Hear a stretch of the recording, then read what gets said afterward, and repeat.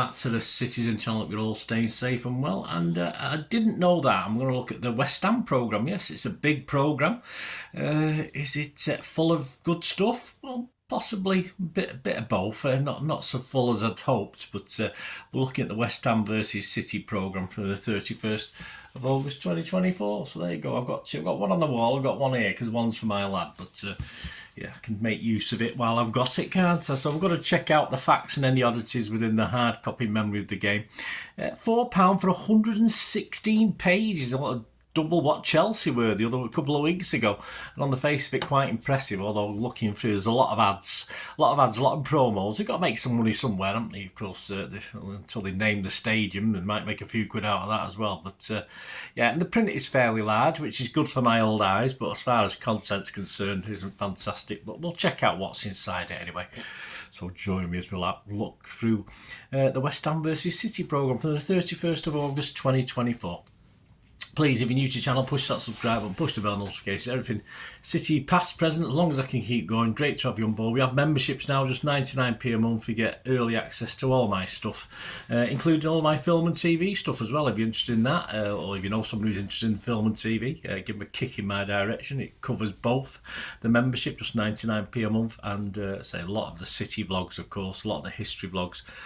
Can be up to a year or even more before I publish them generally on YouTube, so you get access, and you can have a copy of scripts as well. So there's a manager's thing I've done, or a player's vlog, or a match. Perhaps it's your first ever match, and I've done a piece on it. You can have where available. Some might be too old to have a script on them, but I used to do it handwritten ones when I first started off. But yeah, of course, where available, scripts are available as well. So sort of hard copy history memory of the game as well. So please join us, guys. Just give us a like. That'd be wonderful as well. And we do have sponsors of the channel at the moment. I'll have a quick shout out for them before we go.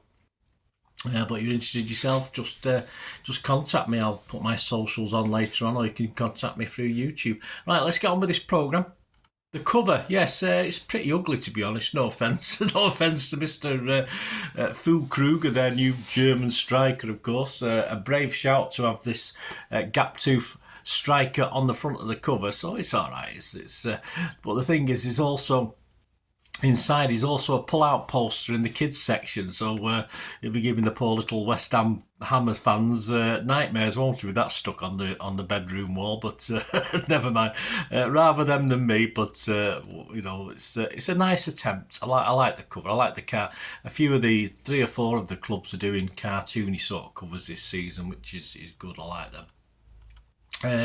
Of course, Nicholas Füllkrug himself is 31, a little bit about him, from Hanover, a German international, 21 caps, 13 goals. He actually joined from Dortmund, where he made 43 appearances and scored 15 goals. And in this season, Euros, I don't particularly remember. I think I remember him coming on and stuff, but he got a couple of goals for Germany as well, although they didn't do that well, did they? James Ward-Prowse, his first football hero. There's no allowance for taste, as there was David Beckham, and his first football boots are red and white Adidas Predators. Yes, it's not very good. James Ward-Prowse, I'm sorry, no, not for me. Not as good as my Timpson Shooting Stars and boots, mate. Anyway, that was my first pair of boots that I remember, as well as a wonderful white pair of Alan Ball boots I got as well at one time.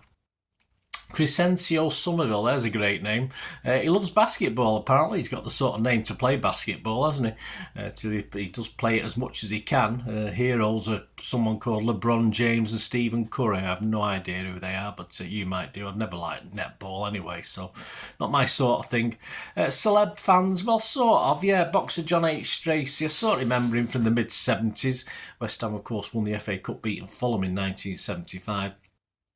And this sort of Hammers fan, he admitted to be a Spurs fan, was taken there as a young man, became world champion that same year, and obviously had a few injuries, and he sort of was helped out by the Boleyn Ground physio at the time, so he'd look after him through his boxing injuries. So that, although normally a Spurs fan, he's got a fond memories of West Ham. They're always in his heart, so yeah, there you go. So sort of celebrity fan, but not quite. Jared Bowen became West Ham's 39th captain this season. That's since 1895. Another 38 had that role. Other famous ones you may have heard of: Malcolm Allison, I think we may have heard of him. Bobby Moore, I think we may have heard of him. And Billy Bonds as well, I think we've heard of him, haven't we? Anything about West Ham and City? Well, nice piece on West Ham mourns Sven, of course, Sven-Göran Eriksson. He managed England in the one and only senior international, played at the Boleyn Ground in 2003, February 2003, where England beat Australia 3-1.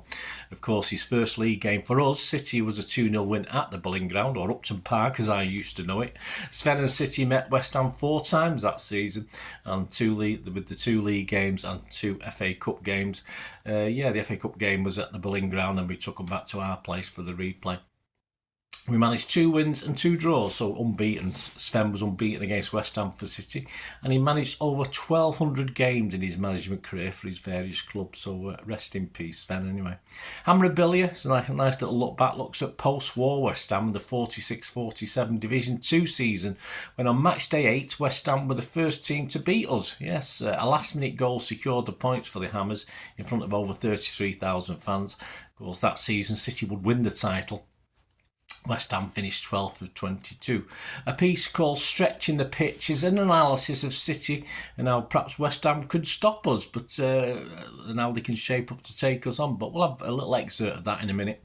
About City, Pep's record against West Ham: we've played 18, won 15, drawn 2, lost 1. We've now played 19 and won 16, so that's not too bad. Just one obvious error spotted. A couple of articles include Rico Lewis, and they've got him as a left back, but for me, I've never known him play as a left back, right back, and defensive midfield and midfield. But I think they're a little bit wrong with that one, unless I'm missing something. And back to the excerpt of the day. So, Stretching the Pitch, it's called. So we'll have a little look at that, and it talks about previous games of City and West Ham. And we start with them looking at the Ipswich game, City and Ipswich game. It was a valiant effort from Ipswich. But when Erling Haaland slotted home the 4th in the 88th minute to seal his 7th Premier League hat-trick in just 2 seasons and 2 games, a sharp reminder was served to the rest of the division that the only hope of stopping City is to do something that nobody has figured out how to do just yet: stop Haaland from scoring. Sadly, you didn't do it, guys, did you? The Norwegian's record against Premier League opposition speaks for itself. There isn't a single club he's played against that he hasn't scored. And West Ham, unfortunately, sit near the top of that table, with Haaland notching 4 in 4 previous encounters, 7 in 5 now. Thankfully, he doesn't like this fixture quite as much as he does Wolves or the Manchester Derby, where he's managed to rack up a barely believable 14 goals and 3 assists in just 8 matches. Konstantinos Mavropanos and Maximilian Kilman produced back-to-back fantastic performances against Villa and Palace. These are West Ham players now, shutting out 2 strikers that were in red-hot form last season in Ollie Watkins and Jean-Philippe Mateta, and they'll need to step this up a level again if they want to have the same effect on Erling Haaland. They'll also need to come with an altered approach, as City's complete dominance of possession forces a level of focus, deep defence that no other side in Europe can match. Formationally, though, things may look much the same in the final third as they did for Villa or Palace. In attack, but where Digne and Bailey or Mitchell and Munoz with the wide threats in the first 2 matches, this will be a combination of Jeremy Doku, Phil Foden, Savinho, Jack Grealish and Bernardo Silva for City. This is one of the things that City are able to do differently, as the quality of the defensive players behind the attackers allows Guardiola to select 2 out-and-out wide players to stretch the pitch, rather than having full-backs marauding forward to support the attack. In particular, Doku is a nightmare to deal with on the left-hand side, as the Belgian has much the same effect as Mohamed Kudus, with his direct dribbling producing 5.42 successful take-ons last year, and sitting in the top 1% in Europe in this regard as a result. We could see Aaron Wan-Bissaka come into the starting lineup with his 73.1% success in the tackle against dribblers, the best return of any Premier League fullback last season. The Spider managed an incredible it's creepy anyway, managed an incredible display against his opponents in last season's FA Cup final too, shutting out Foden before Doku and carrying his side to a trophy that may just have saved his old manager's job. Yes, well, we knew what we were doing, didn't we? It's difficult to poke holes in a team that has won 2 Premier Leagues, an FA Cup, a Champions League and a Club World Cup in the last 2 seasons, but perhaps dribblers on the counter may be something that Lopetegui's side could look towards as a way to generate opportunities against his compatriots, all conquerors.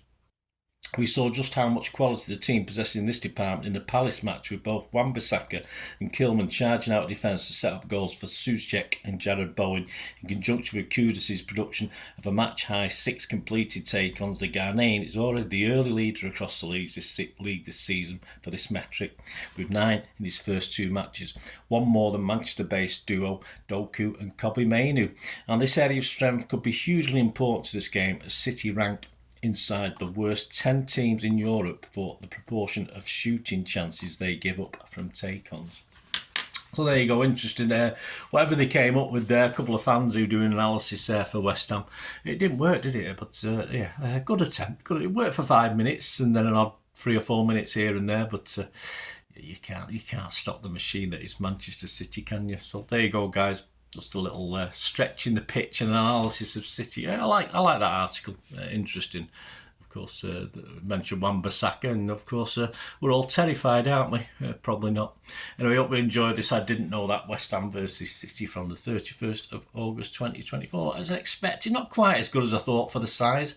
I'd like to see a bit more history stuff between City and West Ham, of course, but there has been more in previous years' incarnations of this matchday programme. But it's not a bad programme. It's okay, as I say. Just you Hammers fans, just make sure your kids. Very careful sticking this picture of Fulkrug up on the bedroom walls, because you could be in for a hard few months. Wake up with terrifying dreams. Who knows? But I'm sure it'll. They're stern stuff, these EastEnders, aren't they? They're made of stern stuff, so I'm sure they'll be all right. There you go, guys. Hope you enjoyed that. Please, as I said, if you're interested in sponsoring the channel, as well as, of course, we do have memberships now. My socials are on screen. We do have. Piat 6505, a little eBay shop at the moment. They sponsor both this channel and the film and TV channel. So if you like movie posters, mainly from the 1990s and 2000s, some rare DVDs on there as well that you can't really get hold of, some classic Hollywood stuff, some foreign language stuff as well. So check out their site. They're always trying to add to it. It's a slow progress as they've got other things to do as well. But give them your support, guys, like they supported this channel, Piat 6505. And if you do place an order, if there's anything of interest on there for you, just mention me. Just say Bernard sent you, and you'll automatically get a 10% refund off your purchase price, off the order price, and stuff that'll be before the stuff's even sent out, within 48 hours. So fill your boots, guys. Give them your support, my appreciation for them. And as I said, if you want to help me out going forward and sponsoring the channel, we get in touch, we can have a chat.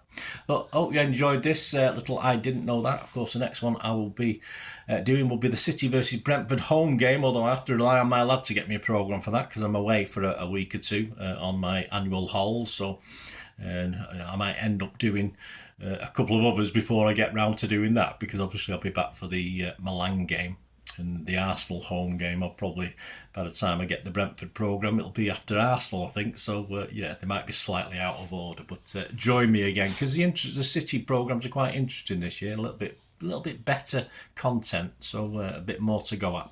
Thanks for watching, guys. Until we meet again, I'll ever ask one thing, don't I? Please stay safe, everyone, especially you Blues, and come on, City. Bye for now.